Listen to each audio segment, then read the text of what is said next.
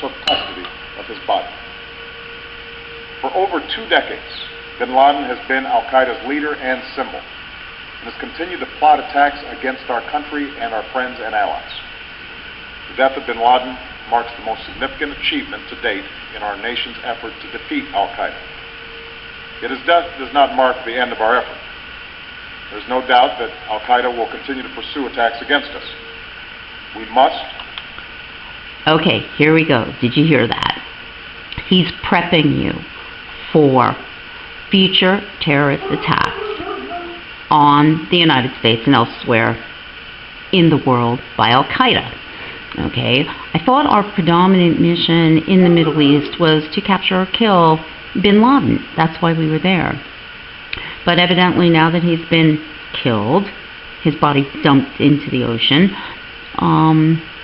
we must be on heightened alert now for possible future terrorist attacks by al-Qaeda. And we will remain vigilant at home and abroad. As we do, we must also reaffirm that the United States is not and never will be at war with Islam.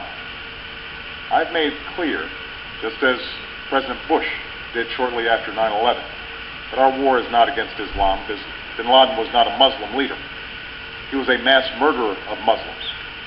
Indeed, al-Qaeda has slaughtered scores of Muslims in many countries, including our own. So his demise should be welcomed by all who believe in peace and human dignity. Over the years, I've repeatedly made clear that we would take action within Pakistan if we knew where bin Laden was. That is what we've done. But it's important to note that our counterterrorism cooperation with Pakistan helped lead us to bin Laden and the compound where he was hiding. Indeed, bin Laden had declared war against Pakistan as well, and ordered attacks against the Pakistani people. Tonight, I called President Zardari, and my team has also spoken with their Pakistani counterparts. They agree that this is a good and historic day for both of our nations. And going forward, it is essential that Pakistan continue to join us in the fight against al-Qaeda and its affiliates. Okay, so right here, basically, you're being given the premise that this war is far from over. Okay, if anything, this marks an escalation in terrorist activities globally and against the United States. American people did not choose this fight. It came to our shores and started with the senseless slaughter of our citizens. After nearly 10 years of service, struggle, and sacrifice, we know well the costs of war. These efforts weigh on me every time I, as Commander-in-Chief, have to sign a letter to a family that has lost a loved one, or look into the eyes of a service member who's been gravely wounded. So Americans understand the costs of war. Yet, as a country, we will never tolerate our security being threatened, nor stand idly by when our people have been killed. We will be relentless in defense of our citizens and our friends and allies. We will be true to the values that make relentless against the defense of our citizens and our friends and allies? I just don't see where that's present in the Constitution or the Declaration of Independence. Just who we are.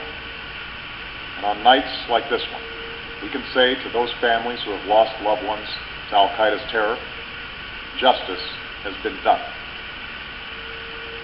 Tonight we give thanks to the countless intelligence and counterterrorism professionals who've worked tirelessly to achieve this outcome. The American people do not see their work nor know their names. But tonight they feel the satisfaction of their work and the result of their pursuit of justice. We give thanks for the men who carried out this operation, for they exemplify the professionalism, patriotism, and unparalleled courage of those who serve our country. And they are part of a generation that has borne the heaviest share of the burden since that September day.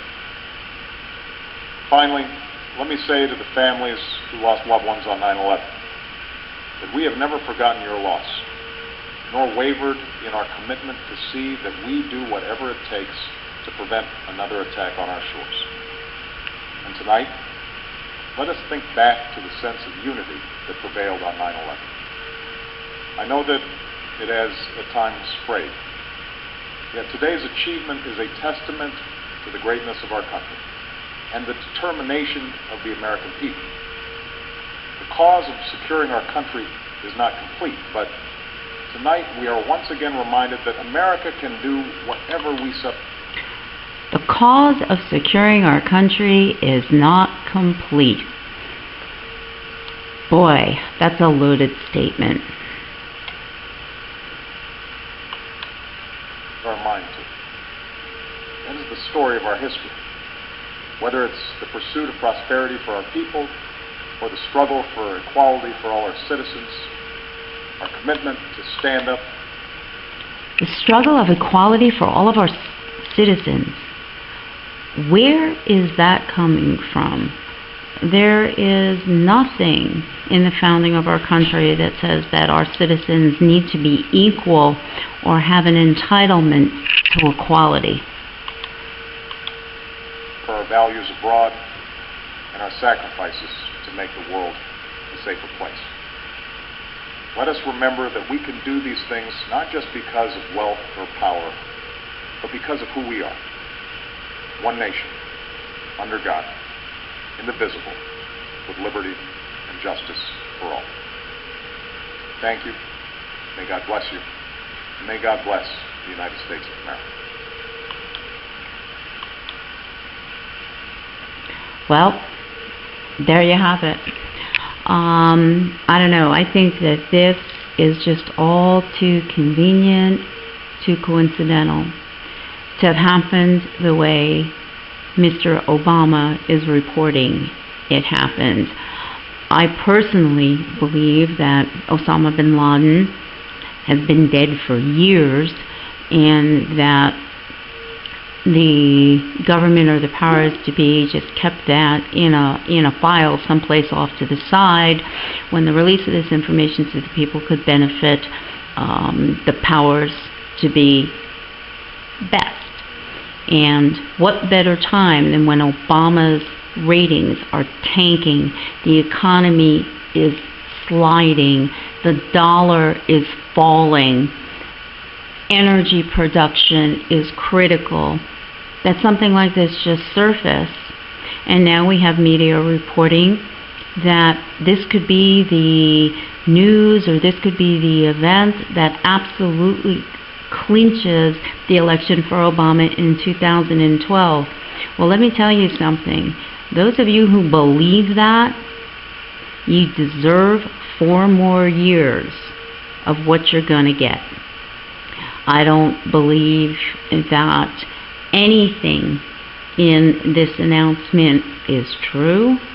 I think it's all misdirection. I think we're being diverted from the real problems and the real issues, which are the economy, energy, climate, what's going on in the world, especially in the Midwest region and in Japan, the dollar, you name it. Take your mind off that and let's focus on this, just like the birth certificate issue. A giant misdirection. Well, that's all for now, folks. I think